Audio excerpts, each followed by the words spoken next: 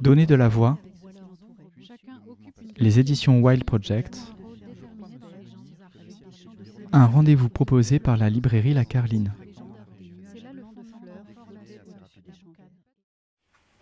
Bonsoir à toutes et à tous, merci d'être là pour cette rencontre consacrée, cette soirée consacrée aux éditions Wild Project.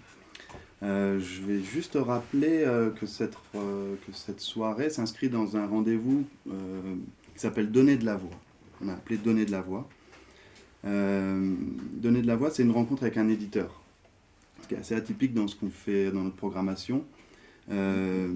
Et l'idée, c'est de rencontrer un éditeur, ce qu'on fait ce soir, mais c'est aussi de donner de la place à un catalogue.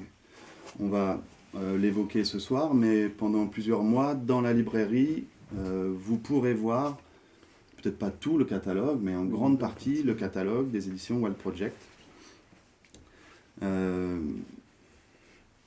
Pendant 2, 3, parfois 4 mois, ce qui est un temps assez long en librairie. L'idée pour nous, c'était de se dire que c'est possible, que ça nous fait plaisir de vider une table, qu'il n'y ait plus de la nouveauté, mais des livres, un catalogue développé par quelqu'un qui fait ça avec passion et dans le travail duquel on se reconnaît. Ça s'accompagne d'un partage avec Elfège, Petit Chaudron, Grandes Oreilles, qui filme ce soir et qui filme toutes les rencontres données de la voix. Ça s'accompagne d'enregistrements, d'extraits qu'on fait en partie, mais qu'on fait faire par le collectif Et Autre Chose Inutile. Juliette est là ce soir, merci.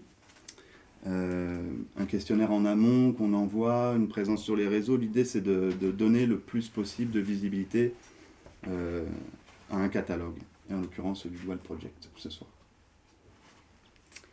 Et donc ce format inhabituel, mais qui devient une habitude, puisque c'est le 4e quand même, il est né en fait de réflexions qu'on a depuis pas mal d'années, mais qui se sont renforcées pendant la période du confinement, qu'on a partagé à ce moment-là avec d'autres libraires et avec des éditeurs, que des libraires indépendants et des éditeurs indépendants.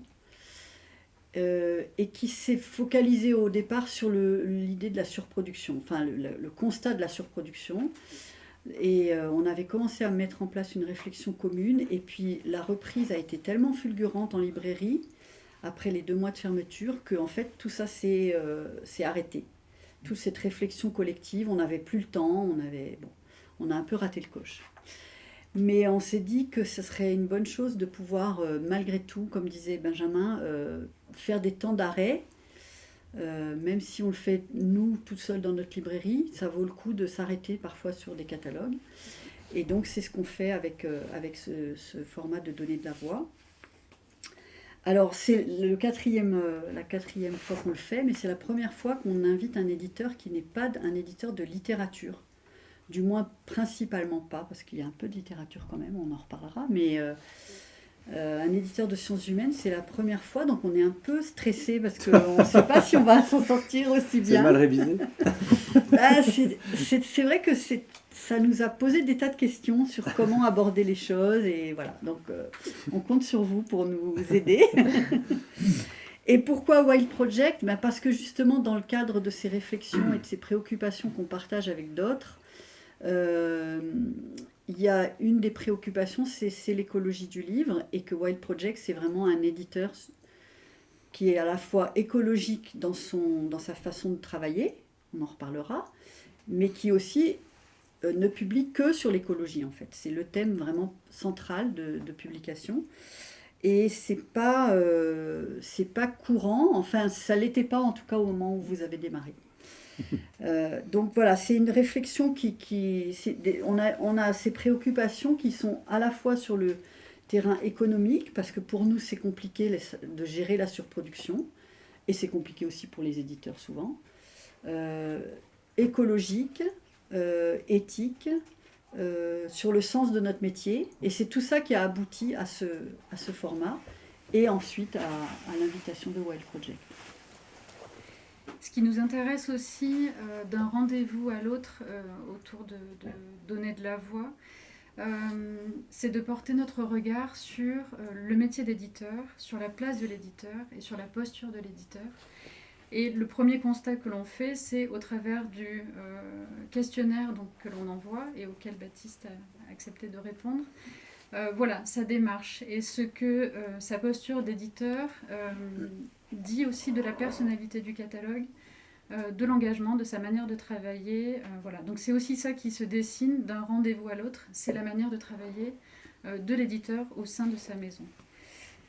Voilà, après cette introduction, nous vous présentons donc Baptiste Lanaspès, fondateur des éditions Wild Project. Merci d'être là ce soir. Tu es venu donc accompagné de Gayane Zavato. Je te laisse peut-être présenter. Après avoir été tout seul aux éditions Wild Project pendant une dizaine d'années, depuis 2019, et on vous racontera cette histoire plus en détail, mais on est maintenant 5 à temps partiel, et tout ça reste assez fragile, mais quand même pas fragile dans la bonne humeur et dans la qualité de ce qu'on fait, et dans la cohésion de l'équipe. Là, c'est costaud. Et donc maintenant, pour moi, c'est plus possible de présenter cette maison tout seul, ça n'a pas de sens. Donc soit je le fais avec mon collègue Marin Schaffner, soit je le fais avec Georgia Froman, et puis là, c'est une des premières fois qu'on le fait avec Gayane, mais je suis très content.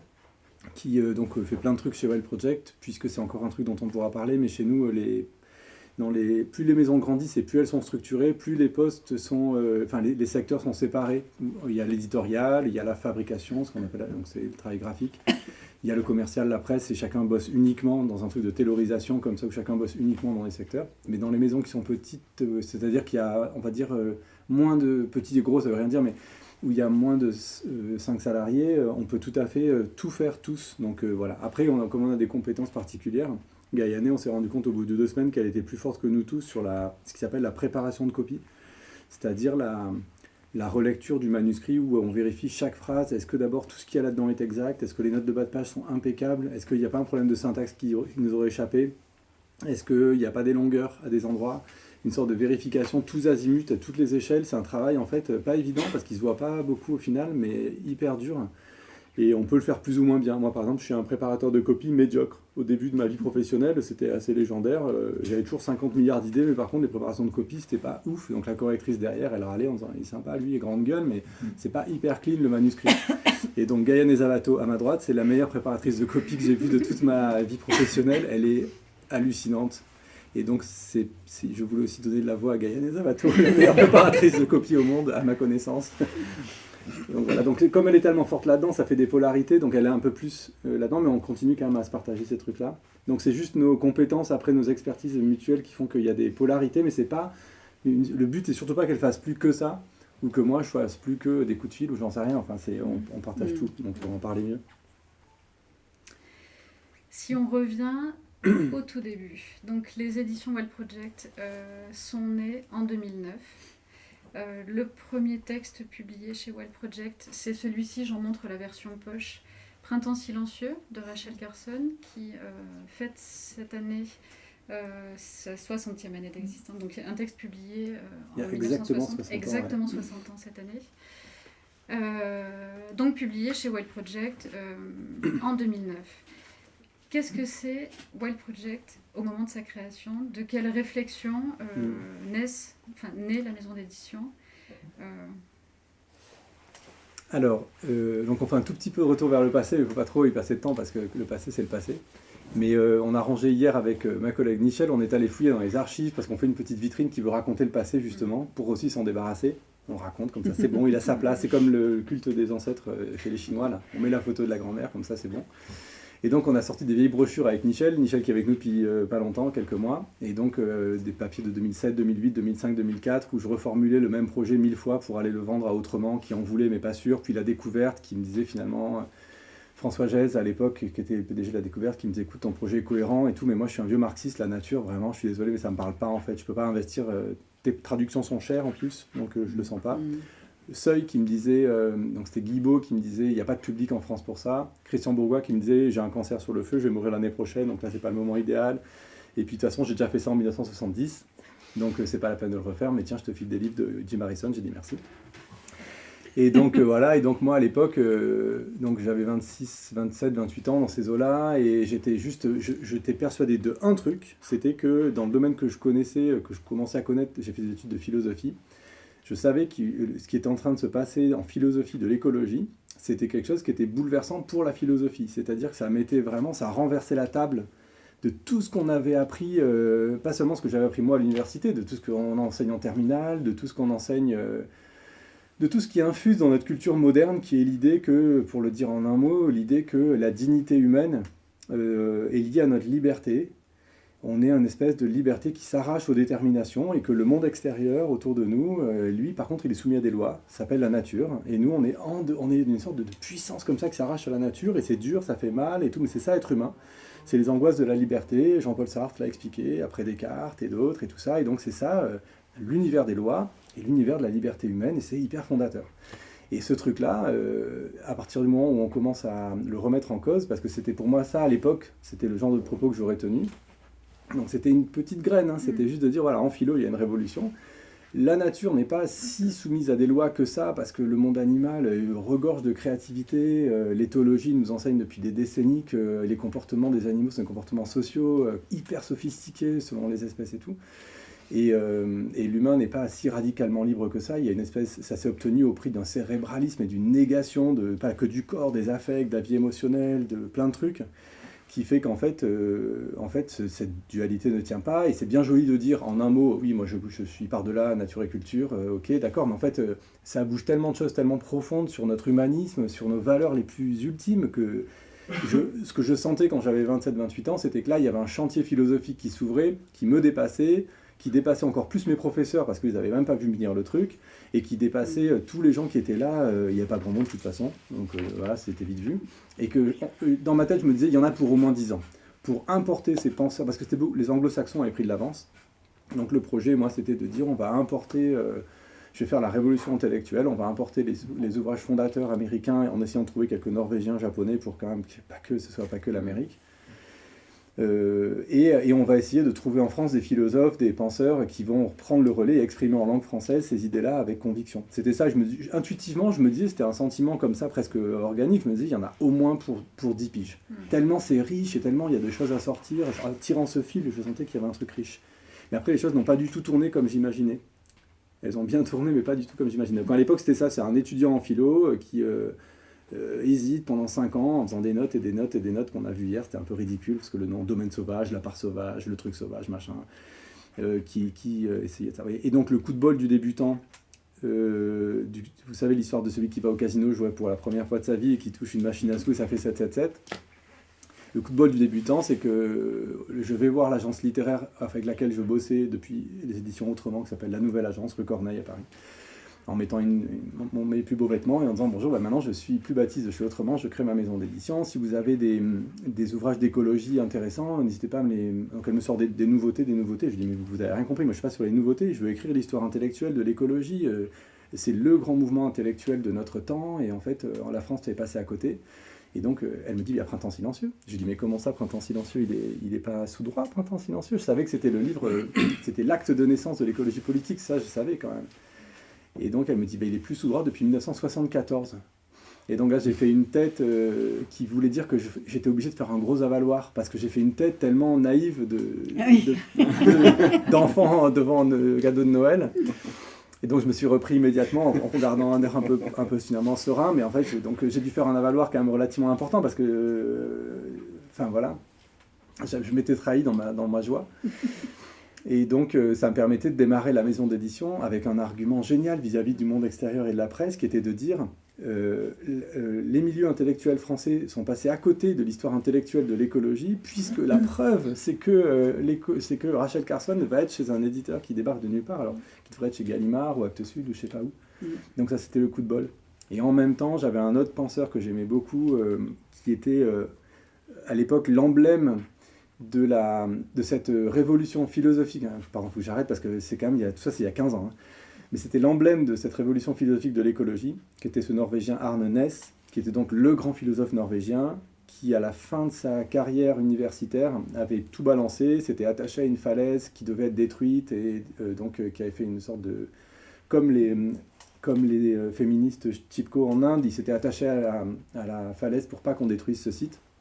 Il avait dit, en fait, votre écologie, les Occidentaux, c'est vraiment une écologie complètement superficielle, qui est une écologie qui ne sert juste qu'à renforcer l'inégalité nord-sud et renforcer le confort et lutter contre la pollution dans les pays développés. En fait, c'est vraiment une écologie de surface. Il faut une écologie profonde, philosophique, radicale. Donc il a fondé l'écologie profonde, qui après a eu une réputation hyper sulfureuse. Et donc j'adorais ce côté sulfureux, parce que c'était totalement aberrant et injuste par rapport à la qualité de son boulot, mais ça au moins c'était une réputation. Et il avait toujours dit, c'est pas moi qui ai inventé l'écologie profonde, c'est Rachel Carson dans Printemps silencieux. Donc voilà, moi j'avais un propos éditorial qui était bien. J'avais la fondatrice de l'écologie politique, le fondateur de l'écologie philosophique, 1962-1973. Et donc on était en 2008, déjà ça, j'étais précurseur d'un truc qui avait 40 ans. Hein, mais j'étais tout seul, un peu tout seul à l'époque, à défendre ça. Donc voilà, c'est ça le début, la graine initiale. Mais il s'en est passé tellement depuis que si je parle autant de ce qui s'est passé après que de ce qui s'est passé là, on a pour 5 heures. Ouais, on a l'impression que quand tu parles de cette époque-là, c'était il y a très très longtemps.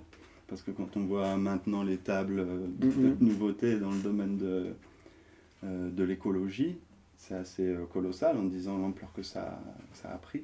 Toi, tu te situes comment dans le monde de l'édition, de la pensée écologique maintenant? Est-ce qu'il y a une... c'est trop vaste. Non, mais ça me va, c'est bien comme question. Ça va. Disons qu'à l'époque... ce qui est intéressant comme petit fait dans l'histoire des coulisses de l'édition, c'est que j'hésitais à me lancer pendant 2-3 ans parce qu'en fait, j'avais pas du tout la formation pour gérer une maison d'édition. J'avais fait de la philo pendant 6 ans, c'était catastrophique. Et j'hésitais. Je sentais que le truc était important, mais j'avais pas d'interlocuteur pour le faire. Et une des choses qui m'a déclenché à le faire et qui a fait que je suis vraiment allé déposer les statuts et que je me suis lancé, c'est que j'ai vu que les éditions MF, en 2008, créaient une collection qui s'appelait Dehors. C'était une collection à l'époque, sur le même propos. Et notamment, il y avait un livre d'Arnonès que je voulais qui avait été pris par eux. Donc je me suis dit, si j'ai un concurrent, un confrère, c'est bien que j'avais raison, il y avait un truc, je ne suis pas tout seul. Et donc ça m'a donné à la fois l'audace pour y aller, ça m'a rassuré que quelqu'un d'autre le fasse, et ça donnait aussi une émulation intéressante. Et donc dans ce moment des années 2008, 2009, 2010, il y a eu quand même une petite effervescence absolument invisible à l'époque, sinon par les gens qui étaient à l'intérieur. Mais il y a quand même eu Rue de l'Échiquier, Zone Sensible, Dehors, Passagers clandestins 2007 et Wild Project qui se sont créés. Aujourd'hui, c'est pour moi dans les maisons d'édition indépendantes. Après, il y a certaines grosses maisons ou grandes maisons, c'est pas la même chose, mais qui font parfois du super boulot. Mais dans les petites maisons indépendantes, ça, moi, c'est mes maisons préférées, avec qui on a des super bonnes relations aujourd'hui.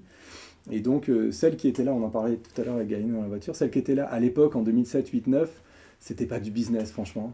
Aujourd'hui, depuis 2-3 ans, c'est devenu du business. Mais à l'époque, c'était des convictions, c'était des gens qui vraiment pariaient sur le fait que ce sujet-là était important, mais qui avait une dimension militante dans ces entreprises-là. Et on le voit quand on voit la beauté des livres de Zone Sensible ou de Passagers clandestins. Enfin, on voit bien que c'est fait avec amour, quoi. Et donc, c'est vrai que je suis content que 10-15 ans plus tard, on soit tous à bord. Aucune de ces maisons n'a fait faillite, ni Wild Project, ni Dehors. On vit tous des vies très différentes, mais on est quand même toujours là. Et après, c'est vrai qu'on se sent un tout petit peu, nous aussi, parfois un petit peu invisibilisés, de façon pas juste par l'ampleur des investissements qui sont faits par certaines maisons. Je nomme pas, mais au fur et à mesure, vous allez forcément comprendre des maisons qui investissent énormément et qui prennent une place énorme en produisant beaucoup de trucs, peu importe que ce soit bien ou moyennement bien ou pas, mais il faut occuper les tables. Et ça, c'est uniquement des choses que des riches peuvent faire, parce que les petites maisons, nous, quand un livre, ça coûte 15-20 000 euros à faire. Donc moi, je ne vais pas m'amuser à faire un bouquin, on a des discussions en interne, chaque bouquin, c'est une décision, quoi. Importante. Et financière, c'est comme d'acheter une voiture, enfin, je veux dire, c'est cher. Il faut être sûr qu'on va la vendre. Et donc, on ne peut pas faire de la surproduction, ce qui veut dire que chez nous, normalement, ça ne veut pas dire que tout ce qu'on va produire est génial, mais ça veut dire que tout ce qu'on va produire aura été validé par 5 personnes en âme et conscience, en se disant vraiment c'est de la bonne cam, c'est important de faire ce livre, on le fait parce qu'on va le faire avec nos mains, ça met en danger nos salaires, et c'est risqué. Alors que dans les grosses maisons, il y a des stratégies qui sont beaucoup plus financières. On fait du chiffre, on fait du volume, on occupe les places, quitte à ce qu'il y ait beaucoup de retours ensuite, mais au moins, après, il n'y aura plus que nous. C'est des stratégies un peu monopolistiques. Donc ça, c'est vrai que c'est avec ça qu'on deal aujourd'hui. Mais bon, on se rend compte que plus les années passent, plus on vend bien nos livres, plus on trouve du public, donc globalement, on est quand même hyper heureux, là, c'est depuis quelques années. Il y a quelque chose qui revient, alors à la fois quand on voit la progression en fait, du catalogue depuis sa création, depuis 2009, l'évolution de la maison et l'évolution du champ éditorial dans le domaine de la pensée de l'écologie. c'est la notion en fait de collectif, de faire ensemble. Tu parlais tout à l'heure du fait qu'aujourd'hui la maison est structurée avec l'accompagnement de 5 personnes à l'éditorial, enfin voilà, avec chacun plusieurs casquettes. Mais voilà, qu'est-ce que ça représente en fait pour vous et également dans cette progression-là, dans le domaine de la pensée de l'écologie, cette progression avec des maisons comme Rue de l'Échiquier, comme Zensensim, comme le Dehors, qui sont encore là et qui chacun prennent en charge la même pensée mais en l'abordant de manière différente. Voilà, il y a cette notion de collectif qui traverse un peu tout, enfin, c'est le sentiment qu'on a. D'accord, oui, je vois la question. Peut-être qu'il y aurait après un truc à dire sur 1000 Cosmos dans la foulée de ça. Parce qu'il y a des revues aussi qui apparaissent et qui rebrassent tout ça en mélangeant des auteurs de toutes ces maisons, donc ça recrée du collectif dans les collectifs. Peut-être juste ce que m'évoque cette question-là, c'est un truc dont les gens qui sont à l'extérieur de l'édition, qui ne sont pas de l'intérieur vraiment n'ont pas conscience, c'est que à quel point les éditeurs, les maisons d'édition entre elles ont une conversation les unes avec les autres au fil des années. C'est-à-dire que c'est un mouvement assez lent en fait qui s'observe uniquement avec des jumelles particulières dégrossissantes, mais par exemple, je suis obligé de le raconter depuis mon emplacement parce que je peux pas connaître cette histoire d'un emplacement abstrait quoi. Mais de mon emplacement à moi, je vais voir le Seuil, je leur dis on fait une maison sur ça, ils me disent ah ben non, il n'y a pas de public en France pour l'écologie philosophique, ton truc ça ne nous intéresse pas. Et puis Gèze, et après sauf que le mec qui était chez c'est quand même, moi je trouve que c'est passionnant ces histoires-là. Le mec qui était à la découverte, qui s'appelle Hugues Jalon, il devient directeur éditorial au Seuil. Il arrive au Seuil, là il reçoit un très bon manuscrit d'un mec qui s'appelle Bonneuil, Christophe Bonneuil, qui fait un manuscrit sur l'événement Anthropocène.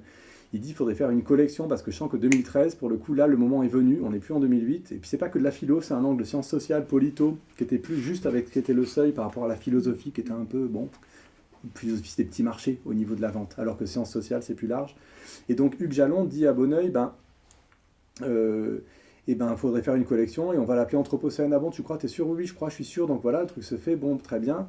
Et moi je vois ce qui se fait à l'Anthropocène, ça nous décale. Nous on était partis sur une piste beaucoup plus philosophique. Eux ils vont sur des trucs en politique beaucoup plus forts, avec des titres qui sont très forts. Les apprentis sorciers du climat, c'est un livre qui est très très fort.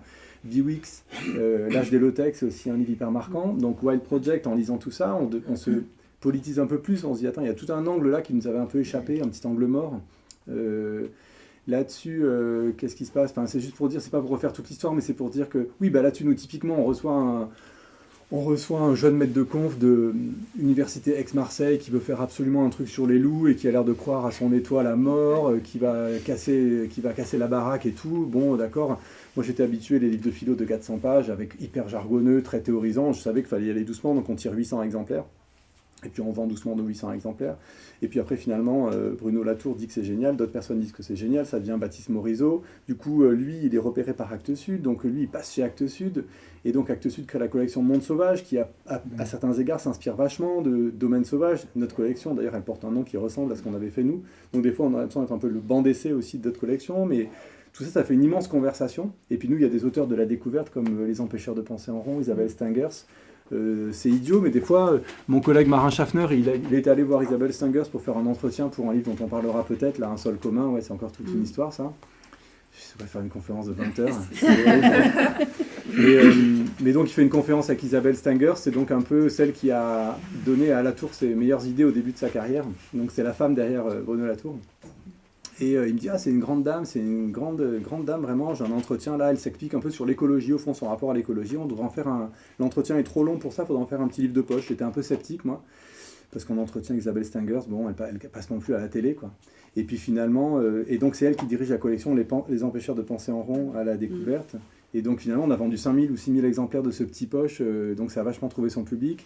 Et maintenant, on bosse avec elle sur Anat Singh aussi, qui est à la base un auteur de la découverte. Enfin bref, tout ça pour dire que dans le domaine, ça ne vaut pas dans tous les domaines tout le temps, mais là il y a une vitalité telle autour des pensées de l'écologie, il y a une demande du public qui est tellement forte, des auteurs tellement engagés, des éditeurs qui sentent qu'il y a un marché qui débarque, ça crée une espèce de vitalité qui est énergisante et qui surtout fait de livre en livre comme une partie de tennis au ralenti, où tiens je t'envoie ça en 2015, moi je te renvoie ça en 2017, tiens prends ce match en 2019, regarde ce que je te fais en 2022 sur la tête, aïe ça fait mal. Et ça, si on peut être un observateur très avisé, mais les libraires vous pouvez l'être quand même de voir passer les trucs, on se parle en fait. Oui. On se parle par Oui. quatrième de couve interposeur entre éditeurs, ça n'intéresse que nous. Mais en fait, il y a des enjeux quand même parce que avec tout ça se construit ce qui s'appelle une scène. C'est comme s'il y a des boîtes de prod qui font du hip-hop, et ben voilà, elles vont s'envoyer des artistes de hip-hop à la figure et puis ça finit par faire de la belle musique. Parce qu'il faut être de meilleur en meilleur en meilleur, ça fait une émulation. Mais peut-être ton expérience dans Minicosmos, c'est ouais. Oui. Du coup, à côté de mon travail chez White Project, je participe à la rédaction en chef de la revue Minicosmos, qui donc a un lien avec White Project parce que On l'héberge. Voilà, pour le dire rapidement. Et c'est très beau. oui, donc pour répondre plus dans l'axe du collectif, pour l'instant on est 2 co-rédactrices en chef, mais on travaille pas mal avec des personnes qui sont impliquées dans la revue Ballast, qui était auparavant au format papier, mais qui là ne l'est plus. Et ça implique le collectif à différents niveaux, mais le fondement de la revue, c'était un peu de partir du constat d'un changement cosmologique et donc de mêler différents mondes et de montrer que l'écologie recompose le paysage à la fois philosophique, intellectuel, social, sensible. Et l'idée, c'était notamment de produire une revue la plus accessible possible et de sortir un peu des cercles d'auteurs et d'autrices en écologie qui sont déjà trop cités, beaucoup cités par ailleurs. Et aussi de montrer qu'on peut produire quelque chose de très pertinent sans avoir des tas de notes de bas de page. Et aussi qu'on gagne à penser cette recomposition par l'écologie à travers le sensible. Donc il y a une identité graphique qui est très importante dans la revue. Voilà, et ce qui fait que, pour être plus concrète, on mêle l'écologie aux questions, par exemple, queer, féministes, des questions de justice sociale aussi. On a dans notre comité éditorial des personnalités assez variées qui sont dans le monde de la recherche, mais aussi qui ont, comme Barbara Glozewski, qui ont une pratique artistique, comme Uriel Orlot, et aussi qui peuvent apporter des propositions d'articles du coup très variées. Je sais pas ce que je voulais dire de plus, mais voilà, l'idée c'est d'avoir vraiment une revue qui regroupe plusieurs voix et fait un lien entre ces voix. Et on est 2 co-rédactrices en chef, mais en fait il y a un tas de personnes derrière qui apportent leurs différents apports. Et par rapport à la dynamique qui se passe dans le monde des livres, dans l'édition, et pour répondre à ta question initiale sur cette dynamique collective, ce qui est marrant, c'est que les revues, elles viennent retraverser toute la dynamique éditoriale qu'on voit bien sur les tables. Quand on regarde les tables du fond ici à la Carline, vous voyez bien ce qui vibre entre féminisme et écologie et lutte politique, écologie et question renouveler notre rapport au monde animal. Il y a des sortes d'axes comme ça qui vibrent, des trucs d'angoisse d'effondrement. Enfin, on connaît un peu les thématiques maintenant, mais elles sont nombreuses en fait. Et ce que j'aime dans les revues, alors il y a Minicosmos, mais dans un genre différent, il y a Socialterre qui a fait un travail extraordinaire de vulgarisation aussi, c'est que ces gens-là, surtout les gens de la presse, ils ont ce rapport au temps qui est différent de nous dans l'édition. Nous, on est sur du long terme et tout, mais ils débarquent et ils retraversent tous ces sujets-là dans des revues qui, elles, vont se vendre à, mettons, 10-20 000 exemplaires au lieu des livres qui se vendent à machin et qui donc retriturent, enfin je sais pas comment dire, c'est un travail de triturage collectif assez complexe, qui viennent retravailler tout ça, redonner des outils, ça fait remonter plus de gens dans le bateau. Enfin, c'est quand on voit les strates, j'ai une espèce de schéma très très compliqué à partager, mais il y a les livres dans un sens, il y a les revues qui viennent retraverser tout ça. La temporalité n'est pas du tout la même, quoi. Les temps, dans une temporalité qui sont différentes, ouais. Mais le boulot que fait Socialter, par exemple, c'est impressionnant dans un genre différent. Et la force de Mille Cosmos, c'est vraiment, je trouve, moi qui suis à l'extérieur, mais c'est la finesse sensible et la recherche d'incarnation de toutes ces idées-là. C'est de dire, ok, il y a une révolution, l'écologie est une révolution théorique et pratique, ok, politique et machin, mais au lieu de l'expliquer en haut, abstraitement, masculinement un peu, là, il y a un truc qui est beaucoup plus de façon plus opaque, de façon sensorielle, par la sensibilité. Et donc, il y a un écho. Nous, on donne des livres au monde, et puis après, on reçoit ce que ça redonne dans Mille Cosmos. Ah, ça nous change, ça nous infléchit nos pratiques. Hop, on remodifie nos livres. Ça aussi, c'est des modes de conversation plus doux. C'est moins ceux de l'émulation et de la concurrence, et plutôt de se nourrir mutuellement. Il faut dire que la revue se place assez en lectrice de White Project. Et vu que vous êtes dans le bureau, voilà. en plus. Donc, et pour élaborer... Mais pas que, c'est quand même pas non plus la revue En effet. Ouais, voilà. Oui. Par exemple, il y a le Sermopois qui a travaillé et qui continue d'une façon autre à travailler avec nous, qui a publié chez Kangourakis. Mais ce que je voulais dire, c'est que pour élaborer le thème de chaque numéro, on part vraiment de questionnements très personnels qui du coup naissent de nos différentes lectures et qui forcément rejoignent des questionnements collectifs. Mais c'est vrai qu'on essaie un peu de se sonder et on essaie de retranscrire ça dans les éditos pour sortir les sujets. Alors, je voudrais que tu nous reparles un peu plus longuement de cette histoire de révolution, parce que c'est quelque chose d'important. On parlait tout à l'heure du questionnaire qu'on envoie aux éditeurs avant les rencontres. Et c'est à peu près le même questionnaire qu'on envoie à tous, mais les réponses sont très différentes. Et dans la question, la devise de la maison, tu as répondu une phrase toute courte, mais très forte. L'écologie est une révolution culturelle, sociale et politique. Et tu parles à d'autres endroits d'humanité écologique, et tu compares pratiquement cette révolution dont tu nous as un peu parlé là, dans la philosophie, à la révolution des Lumières, donc avec tout ce que ça implique de force et de multiples focales. Ça serait bien que tu nous parles un peu plus de ça. Au début de la rencontre, tu me disais qu'il fallait vraiment qu'on parle de ça. Alors, en fait, pour garder le fil de ce récit-là, donc au départ, il y a quelques minuscules maisons, et j'en étais une d'elles, qui se disent, il se passe un truc en philosophie, il y a quelque chose qui est en train de bouger, comme une espèce d'événement immense mais silencieux, qui touche peu de gens, mais on sent qu'il y a un truc qui est très fort et qui bouge. Donc ça, on peut dire que c'est une révolution philosophique, mais elle est très discrète, elle est très petite, elle va toucher un petit nombre de gens, et puis on va vendre peu de livres avec cette révolution-là. Mais c'est quand même une graine, c'est comme une graine qui pousse. Et cette graine, elle a poussé un peu silencieusement pendant quelques années.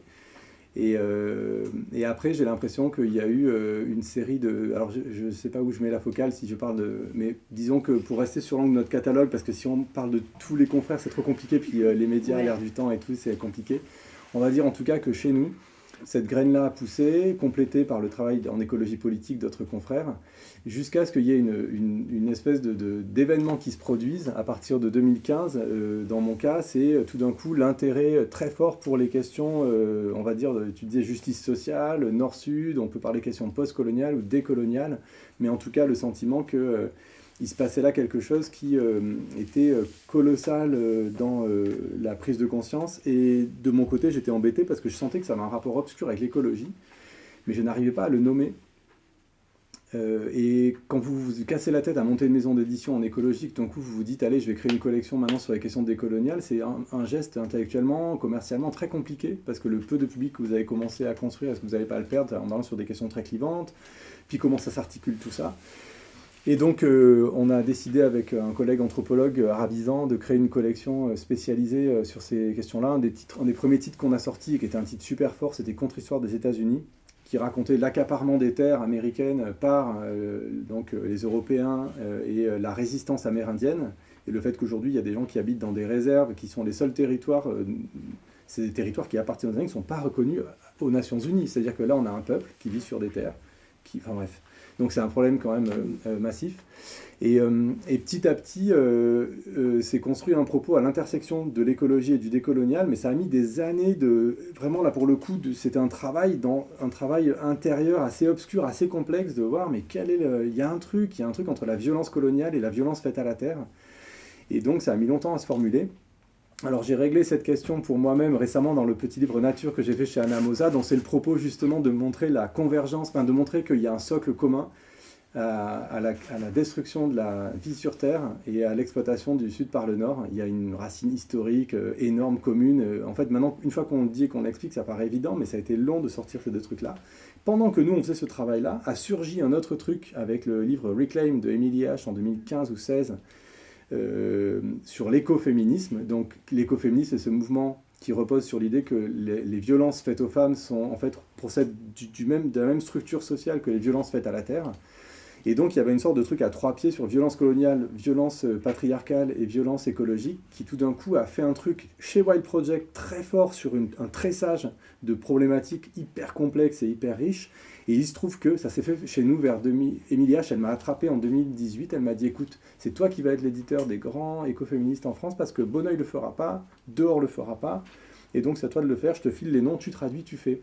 Et donc, comme elle a beaucoup d'autorité sur moi, Émilie, parce que je trouve qu'elle est très forte, non mais une autorité au sens où je la respecte énormément, on se connaît depuis très longtemps et je respecte son travail, j'ai dit ok Émilie, on va le faire. Donc La mort de la nature, c'est elle, Plumwood, c'est elle, Vandana Shiva, c'est elle aussi, en partie.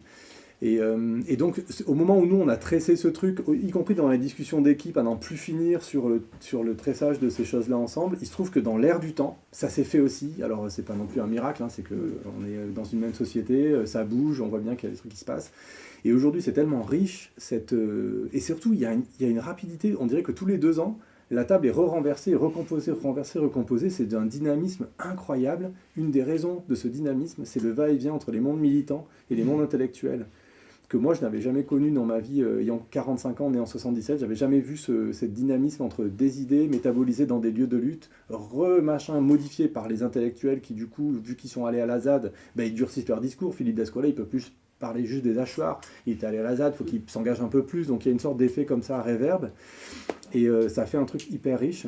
Et rétrospectivement, quand je repense aux années 2008-2009, la révolution philosophique de l'écologie, Arnonès, le norvégien, ça paraît complètement mais dérisoire et minuscule par rapport à l'ampleur. C'est pour ça que je vous disais, je sentais que c'était un grand sujet qui en aurait pour 10 ans, mais je n'avais aucune vision de ce que ça pouvait être. Et je n'aurais pas imaginé qu'à la fin des années 2010, on soit dans un tel dynamisme comme ça, académique et intellectuel plus largement et militant, qui me rappelle, moi, ce que j'avais lu et entendu de mes parents sur les années 70, sur La Gueule ouverte, sur tout ça, cette culture dans laquelle j'avais vaguement baigné, mais que j'avais jamais touché du doigt, et que je pensais que je vivrais jamais. Et donc, c'est assez génial de revivre un moment comme ça, je trouve. Ouais, parce qu'il y a un véritable foisonnement là, que tu décris, mais qui atteint aussi effectivement des maisons plus importantes, comme la collection Anthropocène au Seuil, qui a sorti vraiment des très belles choses. Et en même temps, tu parlais du livre que tu as fait chez Anna Mosa. Il y a un tout petit bouquin chez Anna Mosa qui s'appelle Pour l'intersectionnalité. Oui, qui est un peu sur des sujets analogues. Qui est vraiment... sans l'écologie. Ouais, mais quand même, qui montre à quel point, en fait, c'est plus possible de poser ces questions-là l'une à côté de l'autre. On ne peut que les mélanger. Alors, c'est pas évident pour les libraires parce qu'effectivement, ça donne des rangements dans les rayons un peu compliqués. On a des rayons qui grossissent. Bon, en ce moment, c'est féminisme et écologie, mais en fait, très souvent, on a des livres qu'on pourrait mettre en politique, en féminisme, en écologie, en histoire, en philo, en sociaux. Et donc, ça devient un peu compliqué pour nous. Ce serait bien que vous arriviez un petit peu à séparer tout ça pour la suite, n'est-ce pas ? Mais en tout cas, non, mais ça se voit vraiment qu'il y a ce mélange de plein de disciplines et qu'on ne peut plus dire « moi, je fais que de la sociologie, moi, je fais que de la philo, moi, je fais de la pensée écologique ». C'est pas possible. Et les maisons comme Wild Project, j'ai l'impression, ont évolué assez vite. Et du coup, continue d'avoir une place particulière à côté de celles qui font comme Actes Sud ou Le Seuil ou d'autres que tu as déjà cités. Et je suis en train de penser que Voilà, non, mais c'était pour t'amener peut-être à reparler de ce positionnement. Ben non, mais avant ça, j'ai pas bien répondu à ta question initiale qui me tenait beaucoup à cœur, qui était l'idée de comparer l'écologie comme... alors, d'abord, pourquoi l'écologie est une révolution, en quoi et pourquoi c'est comparable aux Lumières ou machin. Donc ça, quand même, je veux absolument dire un mot, c'est trop important. Donc, on voit que on se met d'accord, en général, les gens sont plutôt d'accord pour dire que l'écologie comme mouvement social est apparu à partir de 62, en gros, et le livre de Rachel Carson, Printemps silencieux. Donc on pourrait éventuellement finasser, mais globalement, c'est plutôt consensus, en tout cas en Occident, en Europe, enfin, en Occident, aux États-Unis, en Europe, et donc années 60. Et donc ça fait 60 ans que l'écologie politique existe. Je veux dire, Halte à la croissance, là c'est 72, republié par Rue de l'Échiquier, les limites de la croissance, le rapport Meadows c'est 72, c'est 10 ans plus tard. La création de Greenpeace, ça doit être 72 aussi. Enfin, je veux dire, les luttes anti-nuc, elles sont 60, 70. Donc ça fait vraiment plus d'un demi-siècle qu'il y a une masse de citoyens en Occident, en Europe, aux États-Unis, mobilisés, et puis après, bien sûr, en dehors de ce monde-là, mais je le signale juste pour qu'on soit conscient de notre eurocentrisme. Ailleurs aussi, Vandana Shiva, dans les années 80, elle met en place des choses qui sont structurantes pour l'écoféminisme. Ça fait donc maintenant 40 ans. Et donc, on est dans un mouvement qui, aujourd'hui, est en train d'avoir une visibilité nouvelle depuis 5 ans, en France, mais qui a quand même, il faut le dire, quand même plus d'un demi-siècle. Sauf qu'il y a encore 15 ans, celui qui professait des idées écologistes, en fait, il était pas hyper crédible dans aucun des grands partis politiques français. Donc il y a un truc à changer dans la respectabilité intellectuelle de l'écologie. Mais je voudrais juste attirer votre attention sur les temporalités très bizarres, quoi. Un mouvement qui a 60 ans d'existence, mais qui n'est crédible que depuis 5 ans intellectuellement. Enfin, c'est très bizarre. Et sauf que l'ampleur de ce que l'écologie est en train de bouger, dans notre rapport à nous-mêmes, au monde, à notre propre corps, la distance qu'on prend vis-à-vis de la modernité qu'on nous a appris à l'école, et tout, c'est tellement énorme ce que ça bouge qu'on a le sentiment qu'on est encore au milieu du gué. Et que moi, en tout cas, c'est le sentiment que j'ai, qu'il y a encore peut-être encore 50 ans devant nous, en plus à base d'événements climatiques, biologiques, dont on n'a pas tellement idée, parce qu'on touche à des choses tellement problématiques dans le système Terre qu'on va se prendre des effets dramatiques en retour. Mais on a encore quelques décennies pour aller vers en fait la mission qui est la nôtre aujourd'hui, c'est de réussir à passer d'une société industrielle qui détruit les âmes, les corps, renforce la domination patriarcale et détruit la terre, à une société écologique. Sauf que c'est bien joli. Mais comment est-ce qu'on démantèle la société industrielle? Comment est-ce qu'on diminue par 6 la quantité d'énergie, la descente énergétique qu'il faudrait pour que ce soit OK en CO2, c'est divisé par 6. Vous vous rendez compte de ce que ça veut dire en termes de changement de vie, de diviser par 6 notre consommation collective d'énergie? C'est pas une question d'énergie fossile ou pas fossile, ou nucléaire ou pas, c'est pour diviser par 6. Et donc, le chantier devant lequel on est complètement médusant, et j'ai l'impression qu'on a derrière nous un demi-siècle d'écologie intellectuelle qui a fallu 50 ans pour qu'elle soit respectable intellectuellement. On a réussi à forcer les portes de la fac, on est à la fac, on est crédible à la fac, maintenant c'est bon.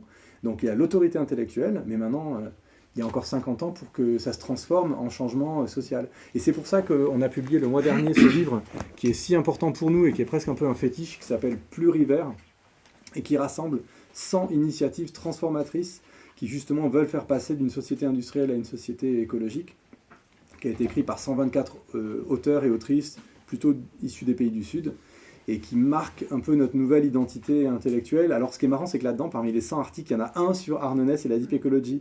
Donc je retrouve mes petits de autrefois, mais dans un truc qui est infiniment plus large que ce que Arne Naess avait pu conceptualiser en 73, et c'est bien normal, on a fait du chemin depuis. Mais pour moi, ce livre, il est un peu un livre bascule, pivot, il a 50 ans derrière lui, de sédimentation intellectuelle, et il ouvre un chantier de 50 ans de transformation. Voilà, après vous allez me dire c'est des grands mots spectaculaires, mais c'est sûr que ça renvoie à des réalités hyper complexes.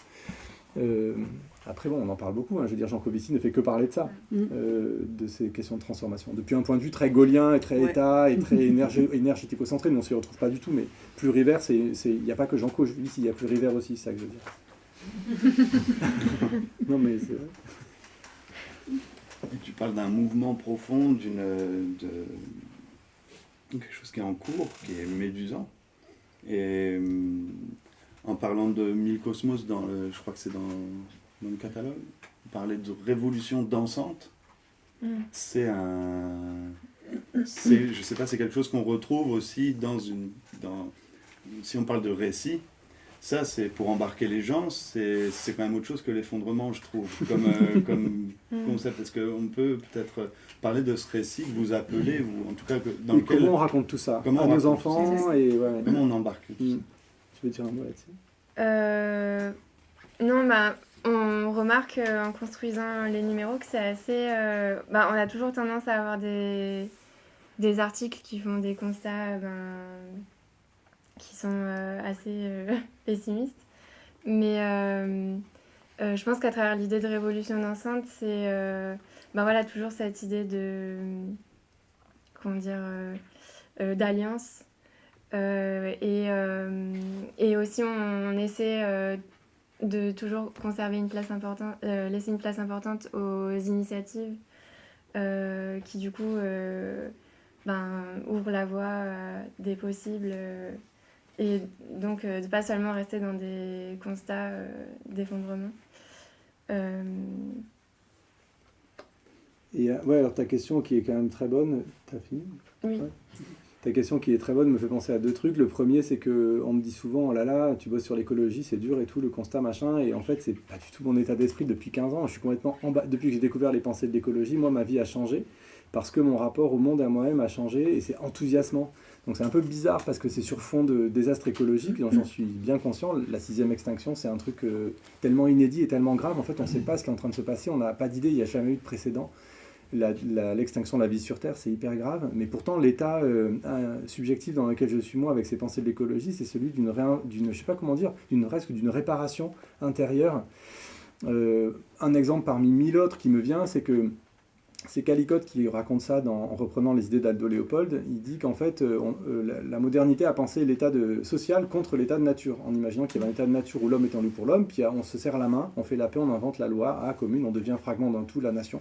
On fait la République et c'est l'état social merveilleux, ça y est, on s'est extirpé de l'état méchant de la nature où tout le monde s'entretue.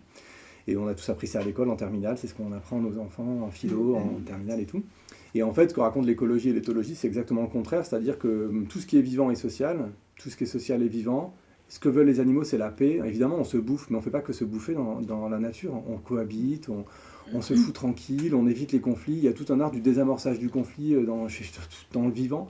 Et donc, en fait, le fait social, ça me fout des frissons rien que d'en penser, le fait social est tellement antérieur à toute contractualisation positive du droit. C'est complètement fou de penser qu'il a fallu des droits et des codes civils, des codes pénaux, mais c'est tellement une idée moderne, anthropocentrée, mais c'est affreux, alors que le fait social, il nous traverse depuis toujours. La dépendance dans laquelle on est les uns des autres en tant que mammifères qui sommes des proies, mais on a toujours été, nous autres humains, les uns pour les autres, serrés contre les autres, et ensemble, comme la plupart des animaux, même s'il y a de tout dans la nature, mais... Et donc, l'idée que le fait social est archaïque, ancestral, et que, comme le dit Lynn Margulis, il n'y a pas son livre, mais un des plus beaux livres qu'on a publié, Microcosmos, nous sommes nous-mêmes des holobiontes, c'est-à-dire des êtres constitués de bactéries qui nous habitent, sans lesquelles on ne peut pas digérer. En fait, l'histoire du vivant, c'est une symbiose sur la Terre qui a 5 milliards d'années, donc votre contrat social, mais si vous voulez... Mais je veux dire, le code civil, mais il faut arrêter de fétichiser ça, c'est hyper grave, dans l'idée qu'on se fait de la nature. Enfin, je veux dire, si on... Et mon enfant qui a 6 ans, quand je lui dis « Ah tiens, il y a un goéland qui passe au-dessus », il me regarde, il me dit « Papa ». Je lui dis « Ah tiens, on ne pourrait presque le toucher ». Il me dit « Papa, le touche pas. C'est un animal, et les animaux, il veut qu'on les laisse tranquilles. » Ah, j'ai trouvé ça, mais hyper beau. Les animaux, il veut qu'on les laisse tranquilles. Et c'est ça, l'art immémorial de cohabiter sur la Terre, se laisser tranquille, quoi. Et vivre ensemble en se laissant tranquille. Enfin, je sais pas, je trouvais qu'il y avait quelque chose là-dedans. Et donc, ce genre j'ai l'impression, en fait, depuis que je suis dans les pensées de l'écologie, de désapprendre tout ce que j'ai appris à l'école de travers et de retrouver une vie intérieure paisible, agréable. C'est vraiment de l'ordre de la thérapie.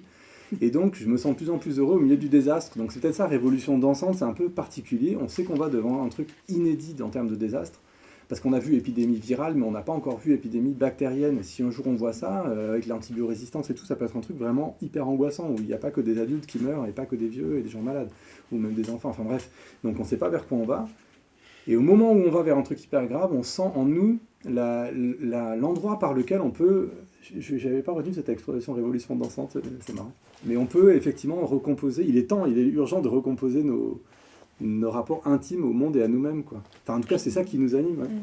Je pense aussi que l'idée, c'était de sortir un peu du modèle du grand soir qui a pas forcément, dans une certaine mesure, fait ses preuves. Et j'essaie de nuancer. Mais du coup, et aussi d'une conception de la Révolution assez, comment dire, patriarcale par certains côtés. Donc, voilà. Si on revient au travail éditorial que mène Wild Project, et justement dans l'idée d'embarquer les gens, d'embarquer le lecteur dans cette révolution, dans cet enthousiasme, d'aborder, enfin voilà, quelle réflexion vous menez sur l'objet, sur le livre, sur les textes que vous transmettez. Tu parlais tout à l'heure de quelque chose de sensible. Comment on parle au lecteur, qu'il soit ou non convaincu des pensées que vous transmettez, qu'il les connaisse ou pas. Alors, dans cette question-là, on a bien sûr une idée derrière la tête, mais on aimerait l'aborder. Je vous laisse voir dans quel ordre vous voulez, mais il y a à la fois sur peut-être la question du format qu'on met entre les mains du lecteur. Moi, quelque chose que j'adore, en fait, quand on ouvre un livre chez Wild Project, il y a la question de l'image, en fait. Comment on y entre dans les premières pages. C'est pas des pages blanches, ça dit énormément de choses, en fait. Et ça, c'est le travail, c'est votre travail d'éditeur. Toute cette narration, en fait, tout le récit qui accompagne ce récit, voilà. Comment vous pensez cet objet que vous mettez entre les mains des lecteurs? C'est un peu toi qui es du côté de la FL. Ouais, mais tu veux aussi nous amener par l'association, peut-être, c'est ça? Non, ouais. Alors, que dire? Bon, d'abord, on a des collègues et des maisons d'édition collègues qui font du travail super beau aussi, et je pense notamment à Zone Sensible qui atteignent des sommets de sophistication graphique. Chaque livre est un objet d'art, c'est absolument incroyable et tout. Donc, on n'a pas non plus une prétention de faire des livres je sais pas comment dire, on voulait que le livre soit beau et qu'il soit chouette, mais c'est pas non plus un degré de sophistication trop élevé, parce que moi j'ai un truc en tant que lecteur, je trouve que quand l'objet est trop intimidant, enfin quand l'objet est trop beau, la couture est en fil rouge, le papier est hallucinant, machin, il y a un truc où moi ça me met à distance en tant que lecteur, mais c'est ma culture, après chacun, et c'est trop quoi. Autant je peux être sensible à des couleurs, des beaux titres, des beaux machins, mais donc il y a un dosage aussi sur la sophistication, on est en sciences humaines, et donc bon, c'est peut-être un peu... Donc mais voilà. C'est aussi une manière d'aborder le lecteur, en fait, en arrivant de manière assez sobre et... Oui, voilà, donc on voulait éviter le côté tristouné des maisons de sciences sociales trop ardu, et en même temps sans aller dans un truc trop sophistiqué, le livre de graphisme qui a l'air presque élitiste. Donc voilà, et moi mon modèle, c'est là où j'avais fait mes premières armes, c'était aux éditions Autrement. J'aimais bien je trouvais le moyen terme qu'ils avaient trouvé à l'époque, dans les années 90-2000. Je trouvais que c'était beau, ils avaient une façon de faire des sciences humaines populaires et éducation populaire qui était chouette. Donc on s'inscrit dans cette tradition-là. Après, on a une série de pratiques, je dirais, qui sont simples et saines, qui pour nous vont de soi, mais qui ne vont pas de soi pour des maisons d'édition qui vont être plus grosses et qui vont rejoindre des logiques plus financières. Mais quand on est dans une... C'est pareil, c'est ce que je vous disais tout à l'heure sur les petits volumes. Quand on ne peut pas faire n'importe quoi, on n'a pas les moyens de faire n'importe quoi. Donc on ne va pas tirer 40 000 exemplaires pour empilonner 20 000 derrière, mais financièrement on s'y retrouve, on ne peut pas faire un truc pareil. Donc on imprime en France, on fait des tirages qui sont précis, on pilonne absolument rien. Notre papier, on essaie de faire en sorte qu'il soit issu de forêts où il y a des gens éventuellement pas trop exploités si c'est possible. En fait, ça a l'air con, mais c'est très difficile parce que on traite avec des imprimeurs qui traitent eux-mêmes avec des papetiers, qui traitent eux-mêmes avec des marchands de pâte à papier, qui traitent eux-mêmes avec des forestiers. Et donc il y a 5 boîtes noires, c'est hyper compliqué d'avoir l'info initiale, mais on essaye, en tout cas si c'est du Munken, normalement Munken, voilà, c'est dans le nord de l'Europe, c'est plutôt bien fait, normalement il n'y a pas trop dans le... Mais la pâte à papier est rentrée sur la bourse internationale depuis 20 ans, donc il peut y avoir des mix où il y a un peu de papier d'Amazonie qui est mélangé avec le truc, enfin, c'est quand même un bordel, donc on fait ce qu'on peut dans ce monde mal foutu qui est le nôtre. On imprime à Mâcon, c'est livré en Normandie, il n'y a pas trop de... C'est pas n'importe quoi en termes de transport. Donc on a une politique, je dirais, qui était saine et simple, mais un de mes collègues qui est extrêmement agité, qui a encore plus d'idées que moi, et qui est extrêmement talentueux, nous a embarqué dans un délire, une initiative de fou il y a 3-4 ans. Il a voulu qu'on crée un truc qui s'appelle l'Association pour l'écologie du livre, avec une libraire à Paris, Anaïs Massola, le Rideau Rouge, qui est une très bonne librairie dans le 18e, La Chapelle. Et donc, ils ont créé une dynamique avec 250 professionnels de l'édition, transmétiers, donc des correcteurs, des imprimeurs, des papetiers, des libraires, tous les métiers du livre, des éditeurs évidemment, des auteurs et tout.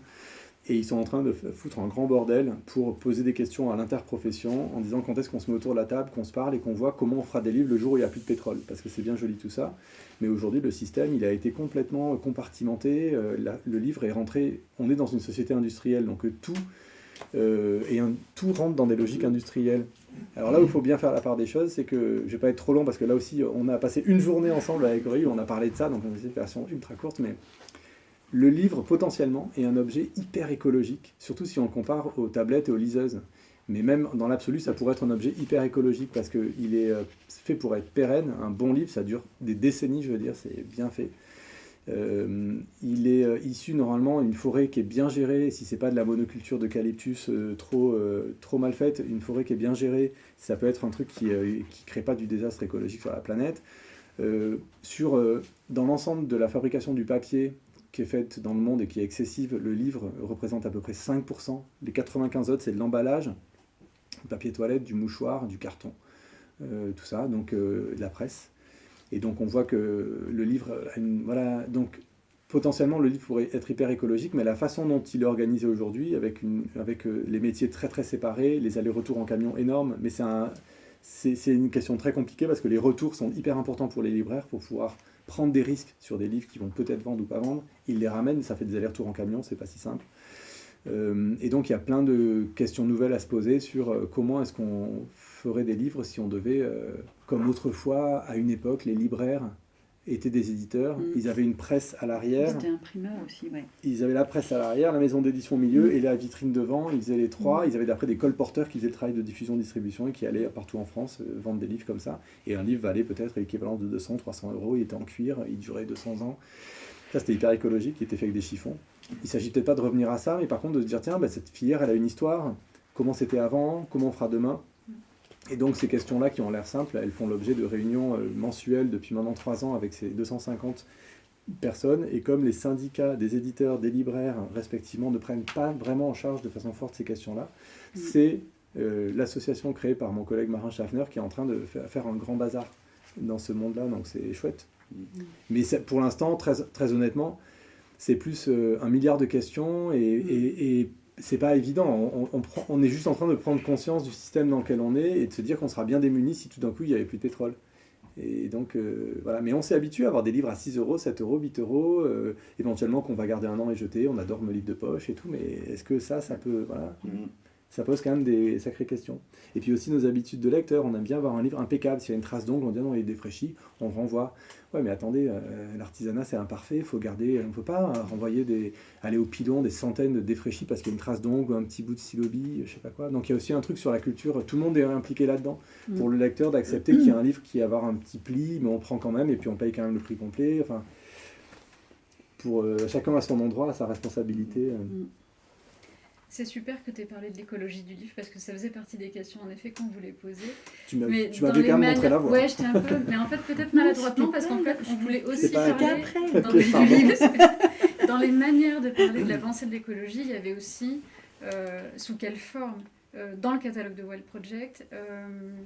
Donc il y a la revue, il y a des essais, il y a de la philo, il y a aussi de la littérature, il y a aussi des récits, il y a de la poésie aussi. C'était aussi amener, parler de ces horizons-là, en fait. La place, par exemple, qu'occupe la littérature dans le catalogue de Wild Project. Je pense que c'est un peu lié à... Ça peut être abordé par l'histoire de la maison, où la collection de littérature est apparue après celle de Domaine sauvage de philo. Et où... mais je vais pas parler à ta place, mais du coup, c'est un constat qui perdure, que le concept suffit pas justement à aborder l'écologie et que ça passe par l'imaginaire, oui. Il y a des romans aussi. Enfin, il n'y a pas beaucoup de romans, mais il y en a. Ouais, et ben oui, c'est vrai. Ce qu'on peut dire rapidement dans les coulisses aussi, c'est que une des premières formulations dans les fameuses brochures qu'on a sorties hier avec Michel, là, de l'Antiquité 2005-2006, dans les premières brochures, les titres que j'avais en prévision, c'était Rick Bass, Édouard Dabbé et tout ça, que j'avais vendu à Autrement. Il m'avait dit oui.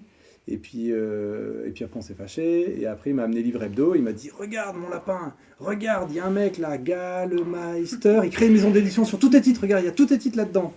Alors j'ai vu effectivement toute ma liste, tout était chez Gallmeister en 2005, il venait de chez Hachette, il était ancien directeur financier, il avait des moyens considérables, donc là j'ai fait mon signe de croix, il me suis dit bon bah t'avais une bonne idée mec, mais c'est foutu, tant pis pour toi, en même temps t'as 25 ans donc ça va, tu vas t'en remettre.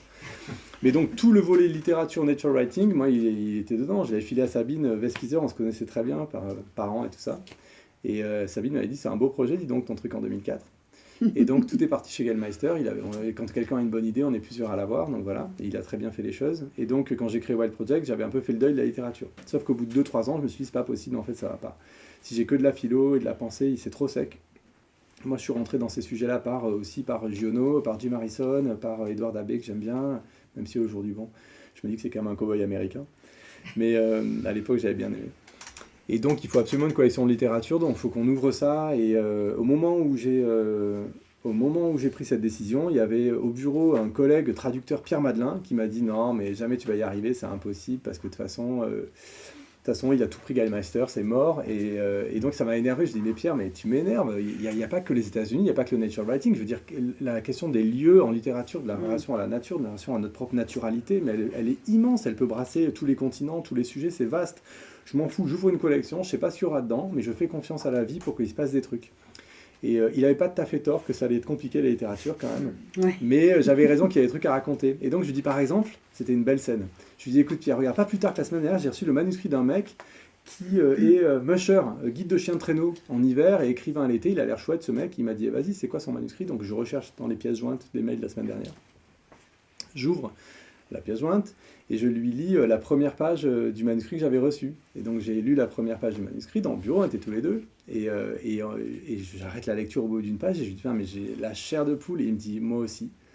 Et je dis, bon écoute, là, le test de lire un livre à voix haute, en fait, c'est un test, c'est le gueuloir de Flaubert, là, c'est un test fatal. Dès que le texte a la moindre médiocrité ou imperfection, c'est comme si on éclaire un truc en lumière rasante, ouais, c'est horrible. On voit tous les trucs et tout qui vont pas. Donc là, le fait que j'ai lu la première page à voix haute et que Pierre et moi, on était soufflés, on s'est dit, bon là, donc j'ai appelé le gars, je lui ai dit, écoutez, en fait, on le veut, votre manuscrit, on le veut. Donc c'était un des premiers livres qu'on a publié, et qui s'appelle donc Nita Sinan de Julien Gravel, qui a maintenant une petite quarantaine d'années, qui fait une jolie carrière au Québec, toujours, chez Leméac et au Seuil aussi.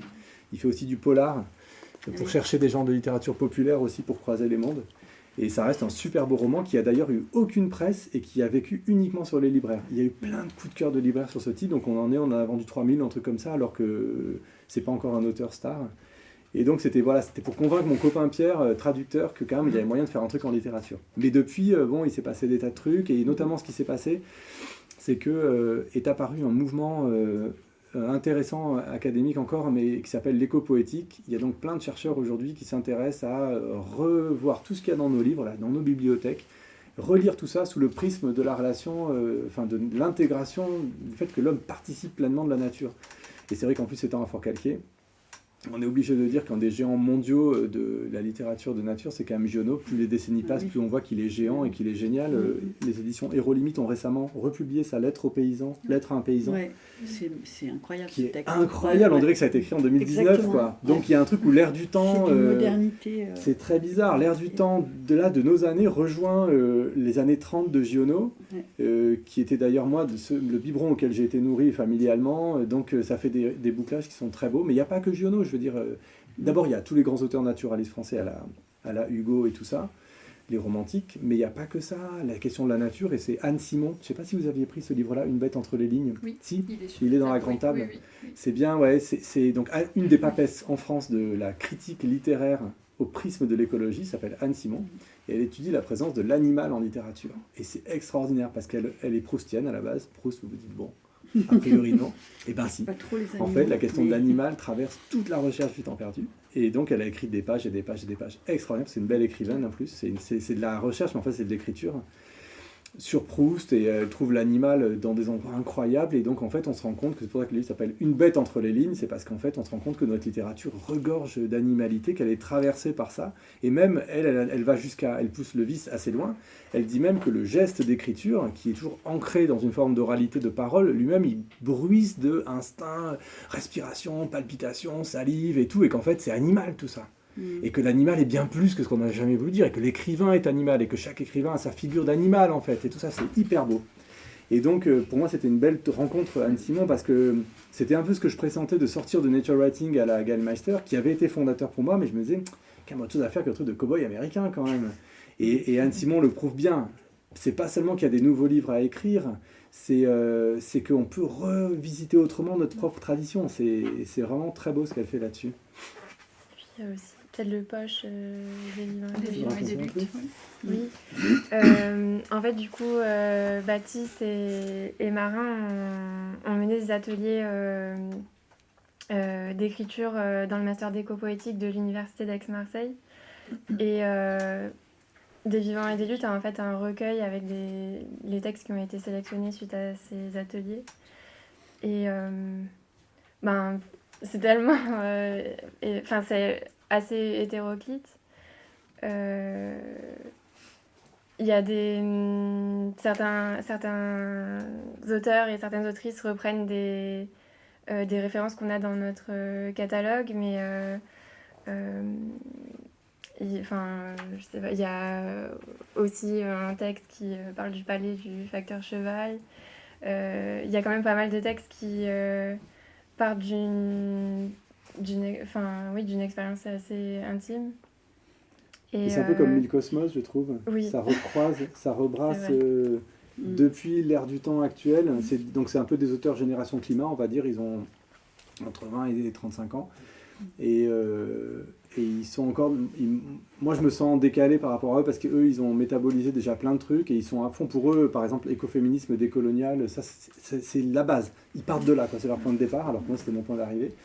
Et donc, à partir de là, ils recroisent plein d'histoires, mais c'est ce que disait Gaïané, en reprenant des choses qu'on connaissait un peu tous, le facteur cheval, mais en le reliant, du coup, à travers le rapport à la pierre et tout, en le reliant à des questions d'écologie, en mélangeant ça avec des luttes indigènes en Amazonie, en mélangeant avec... des rituels féministes sous la lune, et donc pour moi le genre d'émotion que me fait ce livre, c'est un peu les mêmes que Mille Cosmos. C'est le fait de recroiser tout ce qui est en train de se passer en ce moment et de remélanger horizontalement les livres que moi dans ma tête je pense plutôt verticalement comme des courants, des tendances, et eux ça vient recroiser tout et retricoter. Il y a aussi cette production du duo H qui du coup œuvre à la ZAD et donc avec un graphisme assez particulier. Et qui raconte l'expulsion des zadistes par la police dans une forme poétique sur fond d'images qui ont été prises sur le moment. Donc là, on voit vraiment le conflit. Il y a aussi peut-être la question un peu de l'éco-psychologie. Par exemple, avec le texte d'Emeline où elle fait un parallèle entre... la résilience au niveau écologique et au niveau de son histoire personnelle. Mais après, on pourrait parler de chacun des textes. L'éco-psychologie, ça va être un gros sujet pour dans 2 ans. On a plein de trucs en coulisses dont on vous parlera dans 2 ans. Nous aussi, on fait du teasing. C'est pas encore publié, donc ça va paraître hyper abstrait. Mais c'est tous ces mouvements, toutes ces lignes qui s'entrecroisent. Après, vous êtes des êtres humains, vous réfléchissez, tu es philosophe. Tout ça, c'est en mouvement très très rapide, je trouve. Très très fou. Comment, en tant qu'éditeur, est-ce que c'est quelque chose que vous cherchez, une cohérence éditoriale ? Comment on met tout ça dans une maison d'édition, finalement ? Après, c'est comme tout dans la vie, quand on travaille des choses concrètes, quand il y a des livrables, après on retombe sur plein de problèmes d'artisans, c'est-à-dire des tailles, des poids, des mesures et tout. Et donc, par exemple, pour que notre catalogue s'exprime, on a eu besoin de créer 5 collections. Donc, il y en a une qui est philosophie, c'est les ouvrages fondateurs des pensées de l'écologie. C'est la collection pour laquelle Wild Project est connu en général, il y a Carson et tout ça. Il y a la collection plus politique, qui est donc celle-là. Il y a la collection de poche, parce qu'on voulait avoir des ouvrages abordables, petit prix, faciles à lire, assez courts, pour aller démarcher un public plus large que les experts, parce qu'on était confinés dans notre monde d'experts, là, donc ça fait 3. Il y a une collection à partir de Marseille, parce étant basé à Marseille et ayant un gros engagement sur Marseille, on recevait trop de bons manuscrits sur Marseille, on a décidé par assumer le fait d'être quelque part. L'écologie, c'est d'être situé, quoi. Donc on n'est pas nulle part, on est là. Et donc on a publié des livres importants sur Marseille. Et oui, et la littérature. Et donc ça fait 5. Il y en a qui oublient ses collections. Donc ça fait 5. Donc si vous avez 5 collections, il faut quand même... nous, on a une capacité de production, vu notre chiffre d'affaires et notre taille, de à peu près 12 livres par an, mais pas plus en fait. Et donc il faut bien quand même 2 livres par collection pour que ça tienne. Il y a des années où il y a plein de livres en littérature, d'autres où il y a plein de livres en politique. L'année prochaine, il y aura plein de livres dans la collection d'écologie politique. Donc ça varie, mais on ne peut pas être partout. Et donc on déploie notre... C'est comme si vous jardinez. On fait pousser un arbre, il y a une branche, puis une deuxième branche, puis une troisième branche. Enfin, on ne peut pas aller plus vite que la musique non plus. L'essentiel, c'est que l'arbre aille bien et soit cohérent. Donc on va pas faire de la surproduction parce que les grosses maisons font de la surproduction. On ne va pas aller suivre telle tendance. Par exemple, pour nous, l'effondrement, jusqu'à maintenant, on a assisté à ce virus, enfin cette espèce de contagion virale intéressante, affective, qui s'est propagée en France, là, dans l'esprit des gens. Et c'était intéressant à observer, mais on n'était pas dedans, on était des observateurs extérieurs. Mais tout d'un coup, on a reçu un manuscrit intéressant qui utilisait l'effondrement pour raconter ce que pourrait être le Grand Paris dans 50 ans, enfin dans 30 ans, 2050. Et donc c'était le Grand Paris après l'effondrement. Donc là, tout d'un coup, ça avait du sens pour nous de dire, ok, si on parle d'effondrement pour imaginer la société écologique de demain, voilà, on tombe sur nos trucs. Et puis surtout, on a un horizon. C'est ça aussi, c'est qu'on a un arbre. Vous avez compris qu'à partir de la branche philosophie d'écologie, on a fait pousser toutes les branches, là, écoféminisme, décolonial, machin et tout. Mais sauf qu'on a un horizon après pour atterrir, c'est contribuer à la mise en œuvre concrète des sociétés écologiques de demain. C'est ça quand même. Donc après, on ne va pas s'éparpiller non plus. Donc si on a une belle racine et une belle direction, normalement, et puis voilà, une jauge qui fait qu'on ne peut pas faire plus que ce qu'on peut faire, ben, normalement après, voilà. Mais c'est vrai qu'on reçoit en ce moment 1 à 2 manuscrits par jour, donc c'est... mais c'est super, ça veut dire que c'est vivant, qu'on est identifié, que les gens écrivent des livres. Donc, mais ce qui est marrant, c'est que quand on a installé la table, on a une libraire qui est en formation chez nous, là, mais elle est en cours en ce moment, donc elle n'est pas là ce soir. Mais quand on a installé tous les bouquins, elle a dit, on dirait une arborescence. Ah bah oui, et donc c'est exactement l'image que tu viens de décrire, donc ça veut dire que c'est réussi en fait. Pour l'instant, ouais, on verra la suite. Ouais. Non mais en tout cas, c'est vrai que c'est une période où converge, enfin il y a un dynamisme dans le monde éditorial et il y a un dynamisme aussi au sein de la boîte qui est beau, parce qu'on sent bien que si on est aussi joyeux de faire tout ça ensemble, pour moi c'est aussi un outil de... Ça veut dire que ce qu'on fait, ça va, comment on dit ça? Je sais pas, ça valide quoi. Ça vient valider. La joie, c'est un super bon indicateur. Ouais, c'est un indicateur. Dans les projets européens, techno, on dit quels sont les indicateurs de réalisation du projet? La joie. Donc il y a tellement de joie à faire le truc, c'est que ça peut pas être pourri quoi. Bon, on a fait le tour un oui, peu. Faut pas non plus casser Là, la tête on a des fait gens. le tour de toutes les questions. Il Il y en aurait plein d'autres à poser, peut-être qu'il y en a mais aussi, voilà, il y en a peut-être aussi chez les lecteurs, lectrices et auditeurs, auditrices. Il y a 12 livres par an à peu près du coup, chez Wild Project, et qu'il faut alimenter 5 collections, et l'année prochaine du coup c'est écologie politique. Ça doit faire des choix qui sont cornéliens, qui vont être super durs, même des fois abandonner peut-être un manuscrit alors qu'on l'aime beaucoup, mais parce qu'en fait il y en a un autre qui prend plus de place.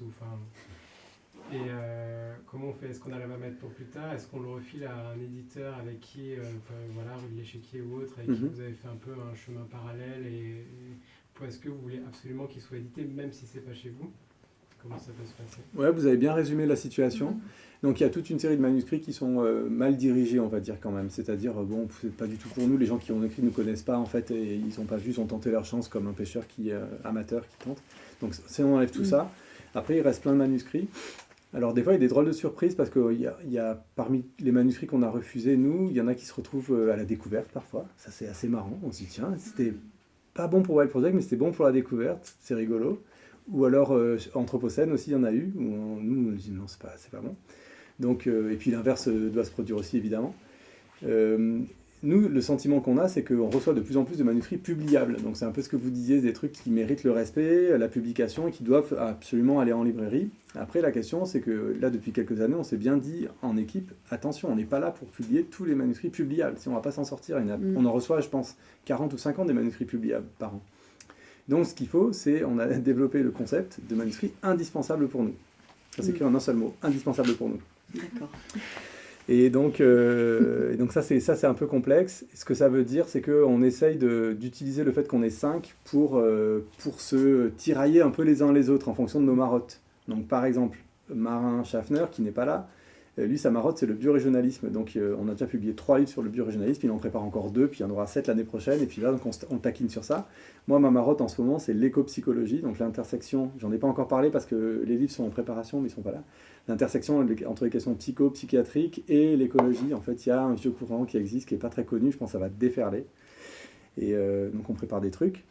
Et donc moi ma marotte c'est ça, donc là pas plus tard que vendredi, j'ai reçu un manuscrit d'éco-psychologie qui m'a complètement enthousiasmé, je l'ai survendu vendredi soir à Gaillané.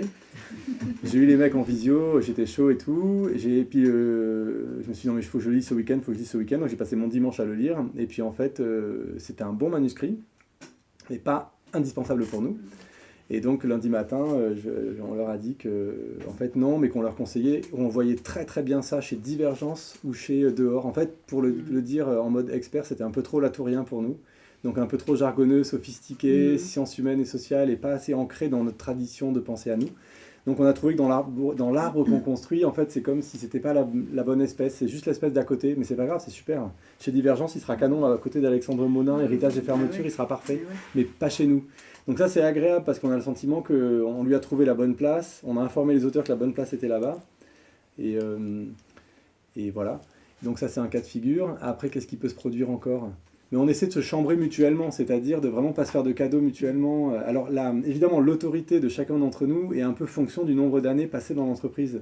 Donc évidemment, pour l'instant, c'est moi qui ai le plus d'autorité, mais comme Marin est là depuis 4-5 ans avec un paquet de bonnes idées, il commence à me tenir tête pas mal, ce qui est intéressant, parce qu'il est très fort comme éditeur.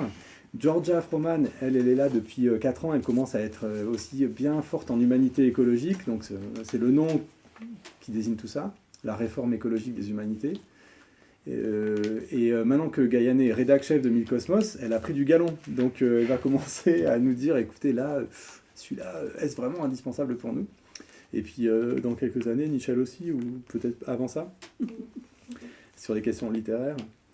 Donc voilà, on essaye en fait de multiplier les difficultés, on crée des dispositifs pour rendre le oui difficile, parce qu'une fois qu'on a dit oui, c'est une dépense énorme, c'est de la prod et tout. Donc en interne, on essaie de se mettre des bâtons dans les roues pour que j'ai pas la faculté par exemple de dire oui tout seul.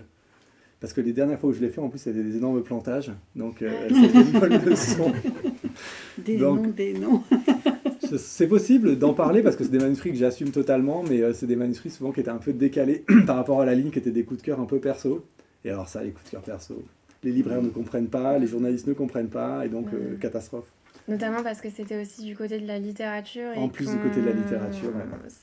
C'est pas forcément notre point fort. Non mais je peux le raconter en une seconde, c'est trop marrant. C'est un mec génial. Vraiment un mec génial, Laurent Petit, qui a créé l'Agence nationale de psychanalyse urbaine. C'est Happy End. Laurent Petit, que je connais bien, m'écrit, m'envoie un manuscrit, il me dit en fait je pense au suicide depuis que je suis petit et j'ai écrit un livre incroyable, il faut que je te raconte, mais c'est tellement flippant et tout, enfin bref, lis-le, tu me diras. Et le livre c'est un roman épistolaire, c'est des échanges de mails entre deux directeurs de communication d'une agence de pub, très vulgaires, très masculinistes, très patriarcaux, très graveleux, qui sont réalistes, quoi. Très réalistes, et qui s'écrivent des mails pour dire qu'ils viennent de remporter un gros marché dans la com, et il a tous les termes de la com, des gens de la com, qu'il est allé choper parce qu'il a fait un stage dans une agence de com pour voir les termes et tout. Et donc il a chopé un super marché auprès du ministère de la Santé avec le ministère de l'Écologie pour aider les vieux à mourir plus vite en leur filant une grosse somme d'argent transmissible sans frais de transmission, transmissible à leurs enfants. Et donc, vous venez, on vous file 40 ou 50 000 balles, je ne sais plus quel est le montant, vous allez pouvoir filer ça à vos enfants et vous avez un mois pour vous organiser, après vous allez venir dans un dispensaire hyper beau, hyper lumineux, on va vous donner une petite piqûre et vous allez, dans un grand sourire, quitter ce monde dans la paix, financé par l'État, ministère de la Santé. Et donc, ils font le wording, comme ils disent, pour cette campagne de presse, ils trouvent des trucs chez Nietzsche, mais aussi dans des chansons de pop, de variété, c'est à mourir de rire, c'est un livre absolument génial. J'ai adoré ce truc, on l'a envoyé à toute la presse, on a fait un bordel de fou, on a vendu 150 exemplaires. Et j'avais dit à Laurent, on court un risque énorme en le faisant chez nous, parce qu'on n'attend pas ça de nous. Si vous voulez, c'était du 99 francs de Bec BD, mais pour moi en 10 fois mieux, parce que j'ai jamais trouvé ce livre si incroyable non plus, 99 francs. C'était 10 fois mieux. Et c'était un pas plantage. chez vous, en fait. C'était pas pour nous. J'aurais dû lui dire, j'aurais dû Plan insister. 75. Comment? C'est Plan 75. Ouais. Le film qui est Plan sorti, 75, ouais. qui se passe au Japon. Il est c'est sorti exactement quand, ça. Plan 75? Ah, il Bah là, vient récent. au mois de septembre. Ben voilà, mais ça C'est c'était il y a 2 ans chez nous. C'est ça. Laissez-moi pleurer un peu. Peut-être que c'était 2 ans trop tôt, tu le ressors avec une nouvelle couve et hop. Non, mais c'est un livre génial. Et en Et plus, je l'ai testé, je l'ai fait tester à 5 lecteurs autour de moi qui m'ont tous dit ça m'a fait mal au bide les 10 premières pages, mais après c'était cathartique, c'était hyper fort, c'était hyper beau. Je me suis dit, un livre qui a des effets physiques, c'est fort, c'est vraiment là, c'est quelque chose Ouais. quoi. Et quand Gaëne est arrivée en stage, c'est le premier manuscrit qu'elle a relu, j'avais qu'une peur, c'était qu'elle me dise je quitte mon stage, ce livre est affreux, abominable. Parce que c'est quand même un livre fort, happy end. Mais voilà, vous l'avez sûrement pas pris parce que je le vends. on vend- Si, vous l'avez on l'a pris. Génial, mais, Happy End est là, on va faire la plus grosse vente de Happy End peut-être ce soir. Peut-être qu'on en a vendu 2, C'est en vrai fait, ce qui est Ah bah, beaucoup c'est sur cool. 150. Et donc ça c'est l'histoire, voilà, ça c'est cruel ça. Mais ça c'est encore une décision solitaire. Et mes collègues, ils m'avaient, à l'époque j'avais beaucoup d'autorité sur eux encore, c'était il y a 2 ans. Et j'avais poussé un peu la décision, enfin j'avais fait sans eux quoi. Ceci dit, Et Marin m'avait dit ouais bon, Georges m'a dit moi j'aime pas. Vas-y pardon. oui, j'aimais plutôt bien. Toi, ouais, mais toi t'es arrivé après une fois que la décision a été prise. Oui. Puis il y a aussi, enfin, je sais pas, le plaisir de travailler avec Laurent Petit. Enfin, il y a ces questions-là qui entrent aussi en compte. Les auteurs sympas et les auteurs moins Ah sympas. oui, c'est clair. On n'en parlera pas de ça. Il y a aussi le choix sur manuscrit et des projets comme celui-ci que vous décidez de mener en fait. Ouais, celui-là, c'est Sans- vraiment un voilà, projet c'est- particulier, ouais. Ça, c'est un projet d'éditeur pour le coup. J'hésite j'ai peur vraiment de fatiguer les gens à force. il faut couper. Un dernier coup, non, alors ça c'est un livre super important pour nous, effectivement, parce que après 10 ans d'activité, on était en 2019, ça faisait 10 ans que je menais cette maison tout seul, j'étais complètement en burn-out, j'étais fatigué, je faisais une grosse middle life crisis avec mon petit garçon qui est arrivé dans ma vie, et tout ça c'était le bordel, j'étais épuisé, on vendait pas beaucoup de livres vraiment à l'époque, vraiment pas beaucoup. Et on avait eu un succès d'estime, mais ça marchait mal, je me payais très mal. Et je voulais quand même fêter les 10 ans, mais un peu pour dire au revoir, quoi. Genre, c'est bon, allez, maintenant, acte sud, seuil, allez-y. Moi, je m'en vais. Et donc, j'avais cette idée que je m'étais rendu compte qu'en fait, quand j'avais créé la maison, j'arrivais à lire, il sortait 3-4 livres par an sur l'écologie, que j'achetais, évidemment, que je lisais. Mais là, on était en 2019 et je me rendais compte que je n'arrivais plus à lire tout ce qui sortait. Et j'en avais parlé avec mon copain Pierre Madelin, toujours le même, celui qui ne croyait pas à la collection de littérature, et ça, vous vous rappelez, et qui est traducteur, qui est expert de tous ces trucs-là aussi, et qui m'avait dit, mais moi aussi, je suis complètement perdu, il y a trop de bouquins. Je lui dis, mais toi aussi, c'est incroyable, mais c'est incroyable, là, tout ce qui se passe. Donc, il y avait eu en 2016 Les Diplomates, en 2017 Nastasia Martin, 2016 Nastasia Martin aussi, 2017 Anna Tsing, et ça avait été une espèce de truc, mais tout d'un coup, ça poussait dans tous les sens, avec des livres importants en plus, quoi. Et je commençais à confesser mes angles morts en disant, je lui dis, mais tu sais, moi, en fait, j'ai jamais lu... XY, je peux pas l'avoir en public là. Mais j'ai jamais lu XY. Et lui il me dit, moi j'ai jamais lu YX. Je dis, c'est pas vrai. Je dis, mais je crois que Descola il a lu machin, parce que l'autre fois il a dit un truc, on aurait dit qu'il connaissait pas machin truc. Je dis, bah moi je pense qu'il connaît pas machin truc. Descola a un angle mort. Bah nous aussi on a des angles morts. Je dis, tiens, tout le monde a des angles morts, c'est fascinant. C'est-à-dire qu'en fait, là, les pensées de l'écologie deviennent tellement larges que même les experts les plus anciens, les plus experts du Collège de France sont paumés. Enfin, sont paumés. N'ont plus la vision globale, tellement ça s'étend. Et donc je me suis dit, il y aura un truc qui serait classe pour les 10 ans, au lieu de faire un livre tourné vers nous, genre Wild Project se raconte au monde, ce qui n'intéresse vraiment personne, mais personne, à part ce soir quand la Carline nous invite. Mais vraiment voilà, on va faire un truc un peu plus classe qui serait de dire, ben, on est perdu, alors qu'on était parmi les plus anciens, et on va faire une espèce de cartographie subjective des pensées de l'écologie en choisissant encore plus de 20 personnes qu'on va interviewer. J'avais cette envie de faire ça. Sauf que je sais ce que ça représente comme travail, et comme je devais faire tourner la maison d'édition tout seul, c'est quand même 6 mois de boulot, ce genre de conneries là. Et donc je me suis dit, je pourrais jamais le faire, donc il fallait que je trouve un gars bien. Et il y avait un gars qui m'avait écrit pour me proposer un projet de traduction, un de plus. Je lui avais dit, traduction jamais de la vie, ça suffit, on en a trop. Mais par contre, si tu viens à Marseille un jour, on pourra un café, t'as l'air hyper intéressant, tu fais plein de trucs, c'est super. Et donc il m'a dit, bah, je viens demain, il n'y a pas de problème, je débarque. Donc il est venu, il est motivé lui. Et donc je lui dis ça, je lui dis, écoute, je cherche un Gus pour faire un bon livre, mais ça demande des compétences, d'aller trouver les 20 bonnes personnes dans les pensées de l'écologie aujourd'hui, un télo, mais pas que, il faudrait aussi qu'il y ait un peu des militants, des machins, des trucs, et on puisse croiser toutes les questions du moment et faire un état des lieux de cette efflorescence. En 2019, c'était déjà ce côté-là, un peu efflorescent dont on parlait tout à l'heure. Et ce gars, c'était Marin Schaffner. C'était donc la première fois que je le voyais. Il m'a dit, mais Banco, c'est une super idée, je vais le faire. Et donc, il a fait ce livre qui s'appelle Un sol commun, dans lequel il y a donc tous les classiques canoniques de pensée de l'écologie, parce qu'il fallait quand même les écouter. La Tour d'Escola, Larère, Gilles Clément... Et puis, il y a aussi après des journalistes, Hervé Kem, Jade Lingard, il y a une libraire, Anaïs Massola, qui fait un travail fabuleux, avec qui après on a fait l'assaut pour l'écologie du livre. Il y a Anne Simon, effectivement, en éco-poétique. Et bref, comment Émilie H, Malcolm Ferdinand, avant qu'il sorte son livre, parce que l'écologie décoloniale au seuil, parce que ça fait longtemps que j'avais lu sa thèse et que je savais que c'était bien. Et donc ce livre-là, en fait, en 2019, tout d'un coup, on a fêté nos 10 ans. On a envoyé 3 affiches pour faire une OP en librairie, on a sorti ce bouquin, et là tout d'un coup, ça a été la révolution pour Wild Project. Il y a eu 120 librairies en France qui ont fait une vitrine Wild Project. Ce livre-là a eu un succès, tous les journalistes l'ont acheté, l'ont lu pour se repérer, parce qu'eux-mêmes ils étaient hyper paumés, mais ils n'osaient pas l'avouer. Même les libraires, ils s'en sont servis aussi pour certains, pour s'éduquer. Il est super pour ça. Parce qu'il est bien foutu, ouais. Et donc à partir de 2019, notre chiffre d'affaires depuis 2019 là, a été multiplié par 4. Alors c'est pas juste grâce à ce livre, mais ça correspond au niveau date. C'était vraiment nos 10 ans, le moment où moi j'étais prêt, mais on m'aurait dit allez, je te donne 10 balles, je te reprends avec le projet, j'aurais lâché parce que j'étais vraiment, moi j'étais épuisé. Et à partir de là, Georgia est arrivé, Marin est arrivé, le livre est arrivé, voilà, et on est arrivé dans une période où la maison a fleuri vraiment.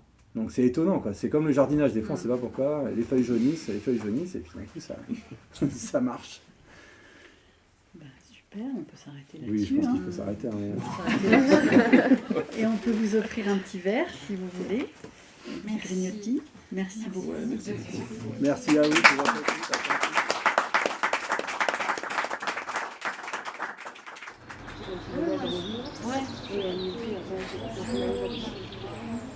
Moi j'essaie d'en donner, j'en donne, j'en ai avec le professeur, et puis généralement je cherche un livre, je cherche, je le relis, justement je l'ai donné.